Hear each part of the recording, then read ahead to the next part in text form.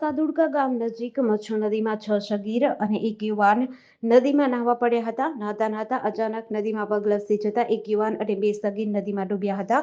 અન્ય સગીરો જીવ બચાવીને બહાર આવી ગયા છે. ફાયર અને પોલીસ વિભાગને ઘટનાની જાણ થતાં તેઓ તાત્કાલિક ઘટના સ્થળે દોડી આવ્યા છે અને શોધખોળ હાથ ધરી છે.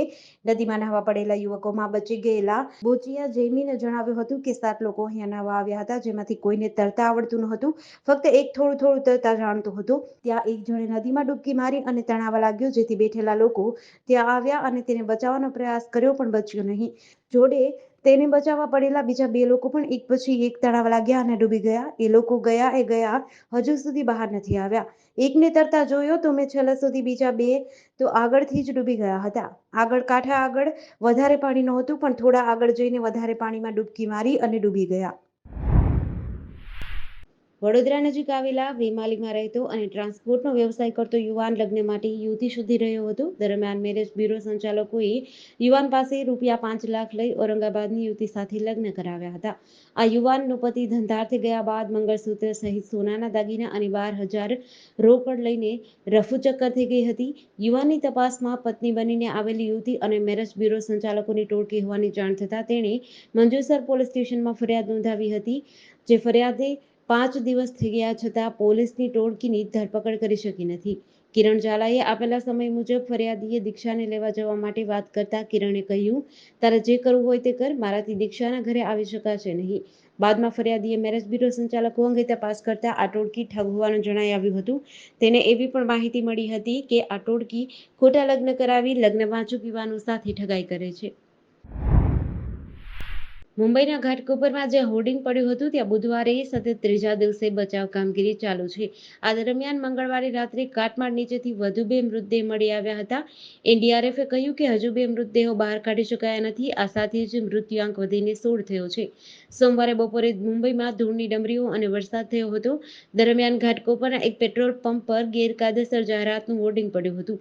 100 ફૂટ ઊંચા અને 250 ટન વજનના લોખંડના હોર્ડિંગ નીચે ઘણી કાર, ટુ વ્હીલર અને લોકો દટાઈ ગયા હતા. આ અકસ્માતમાં 70થી વધુ લોકો ઘાયલ થયા છે. એનડીઆરએફના એક અધિકારીએ જણાવ્યું હતું કે પેટ્રોલ પંપમાં અંડરગ્રાઉન્ડ ફ્યુઅલ સ્ટોરેજ ટાંકીના કારણે આગ લાગવાની સંભાવના સૌથી વધુ છે. તેથી અમે ગેસ કટરનો ઉપયોગ કરવામાં અસમર્થતાના કારણે કાટમાળ દૂર કરવામાં પણ મોડું થઈ રહ્યું છે. હવામાન વિભાગની આગાહી અનુસાર અમદાવાદ શહેર સહિત સમગ્ર ગુજરાત રાજ્યને કમોસમી વરસાદે ખમરોડ્યું હતું અને ધૂળની ડમરીઓ સાથે આંધી અને મીમી વાવાઝોડા જેવી સ્થિતિ રાજ્યના અનેક જિલ્લાઓમાં સર્જાઈ હતી. તેના કારણે ખેડૂતોના ઊભા પાકને નુકસાન થયું હતું. હજુ પણ હવામાન વિભાગની આગાહી અનુસાર આગામી 2 દિવસ રાજ્યના કેટલાક જિલ્લામાં વરસાદની શક્યતાઓ છે. જો કે મોટાભાગના જિલ્લાઓનું વાતાવરણ ગરમ રહેશે. મહત્વનું છે કે ગઈકાલ સુધી સમગ્ર ગુજરાત રાજ્યમાં હવામાન વિભાગે વરસાદની શક્યતા વ્યક્ત કરી છે.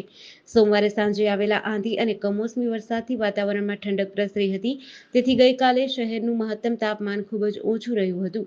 આજે પણ હવામાન વિભાગની આગાહી અનુસાર ગુજરાતના વિવિધ જિલ્લાઓમાં અને તેમાં પણ દક્ષિણ ગુજરાત અને સૌરાષ્ટ્રના કેટલાક જિલ્લાઓમાં વરસાદની શક્યતા છે. રાજકોટ મહાનગરપાલિકા દ્વારા પ્રતિ વર્ષની જેમ ચાલુ વર્ષે પણ એડવાન્સ ટેક્સ ભરનારા પ્રામાણિક કરદાતાઓ માટે વેરાવળતર યોજના શરૂ કરવામાં આવી છે. આ વર્ષે મનપાની આ યોજનાને ખૂબ જ સારો પ્રતિસાદ મળ્યો છે. અત્યાર સુધીમાં 1.92 લાખ કરદાતાઓએ ₹120 કરોડ મનપાની તિજોરીમાં ઠાલવીને તિજોરી છલકાવી દીધી છે. જેમાં પણ 70% જેટલા નાગરિકો એટલે કે 1.37 લાખ જેટલા લોકોએ વેરાની ઓનલાઈન ચૂકવણી કરી છે.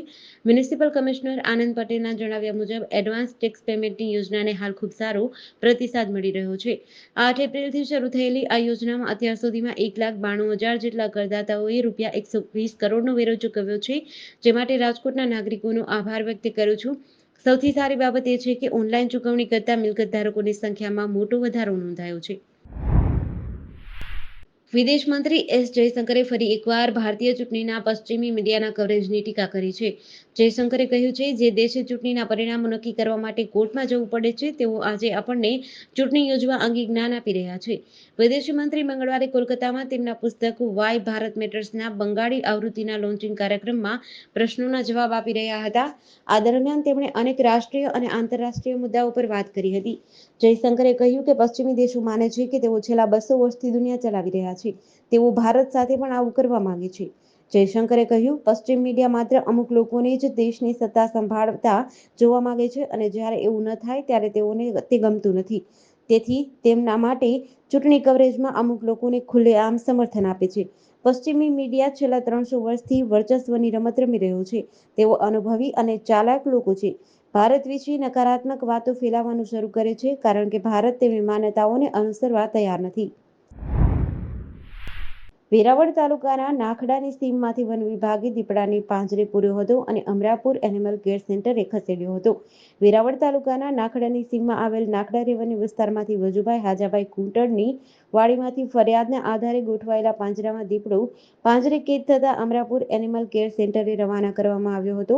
આ દીપડાની રેસ્ક્યુ કામગીરીમાં કેડી પંપાણિયા, આરએફઓ વેરાવળ, વનરક્ષક કે જોશી અને રામસંગભાઈ ચુડાસમા સહિત વન વિભાગના સ્ટાફ દ્વારા કામગીરી કરવામાં આવી હતી. આમ તો કહેવાય છે કે સિંહના ટોળા ના હોય, પરંતુ કાળઝાળ ગરમી વચ્ચે ગિરનાર જંગલના રાજાનો પરિવાર જંગલ નજીક વિલિંગ્ડન ડેમના કાંઠે પાણી પીવા આવ્યો હોય તેવા દ્રશ્યો કેમેરામાં કેદ થયા છે. એક સાથે 8 સિંહ અને સિંહ બાળ વિલિંગ્ડન ડેમના કાંઠે પાણી પીવા અને આરામ કરતા જોવા મળ્યા હતા. ઉનાળાની કાળઝાળ ગરમી વચ્ચે જંગલ વિસ્તાર છોડી આ સિંહ પરિવાર કુદરતી પાણીના સ્ત્રોત જે સતત 12 માસ ભરેલા રહે છે ત્યાં પાણી પીવા આવ્યા હતા. ગિરનાર જંગલમાં સિંહ પરિવાર વિલિંગ્ડન ડેમના કાંઠે આરામ ફરમાવતો નજરે પડ્યો હતો. એક સાથે 8 સિંહ અને સિંહ બાળ પોતાની મસ્તીમાં ડેમના કાંઠે લટાર મારતા હોય તેવી ઘટના કેમેરામાં કેદ થઈ છે. સિંહ માટે વન વિભાગ દ્વારા ઉનાળાના સમય અને પાણીની અછતમાં કૃત્રિમ પાણીના પોઈન્ટ ઊભા કરવામાં આવ્યા છે, જેમાં પાણીની કુંડીઓમાં પવનચક્કી ટેન્કર દ્વારા પાણી પહોંચાડવાની વ્યવસ્થા કરવામાં આવતી હોય છે. વલસાડ શહેરના મોગરાવાડી વિસ્તારમાં રહેતો અને પારડી પોલીસ મથકે કોન્સ્ટેબલ તરીકે ફરજ બજાવતો પોલીસ જવાન બાઇક લઈને પારડી પોલીસ મથકે જઈ રહ્યો હતો. જે દરમિયાન મુંબઈ તરફ જતા કન્ટેનર ચાલકે પૂરપાટ ઝડપે અને ગફલતભરી રીતે કન્ટેનર હંકારી બાઇક ચાલકને અડફેટે લઈને અકસ્માત સર્જ્યો હતો.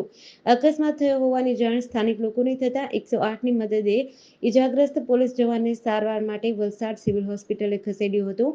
આ ઘટનામાં કન્ટેનર ચાલક સાથે ઊભો રહેતા સ્થાનિક લોકોએ સુરક્ષિત રીતે પોલીસના હવાલે કર્યો હતો. વલસાડ શહેરના મોગરવાડી વિસ્તારમાં રહેતા અને પારડી પોલીસ મથકે ફરજ બજાવતા પોલીસ કોન્સ્ટેબલ મહેશ ગોપાલભાઈ ગીતે તેમની બાઇક લઈને પારડી પોલીસ મથકે જઈ રહ્યા હતા.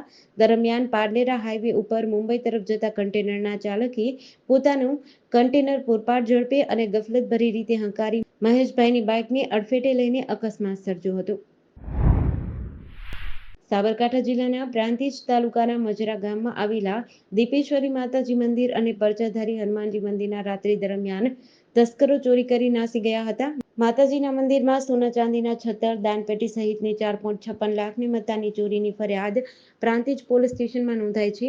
આ અંગે પ્રાંતિજ પોલીસ સ્ટેશનમાં મજરાના હરગોવિંદભાઈ ઉર્ફે બાબુભાઈ નાગરભાઈ પટેલે નોંધાવેલ ફરિયાદ મુજબ તાલુકાના મજરા ગામમાં મંગળવારથી રાતથી વહેલી પરોઢ દરમિયાન તસ્કરોએ બે મંદિરના તાળા તોડી પરચાધારી હનુમાનજી મંદિરમાંથી ચાંદીનું સિંહાસન કિંમત ₹87,200, ચાંદીનું છત્ર ₹20,000, સીસીટીવી કેમેરાનું એક ડીવીઆર ₹15,000, રોકડ રકમ ₹5,000ની ચોરી કરી હતી. બંને મંદિરોમાંથી 4,56,500ની મત્તાની ચોરી કરાઈ છે, જેને લઈને પોલીસે એફએસએલ અને ડોગ સ્ક્વોડની મદદથી તપાસ હાથ ધરી છે.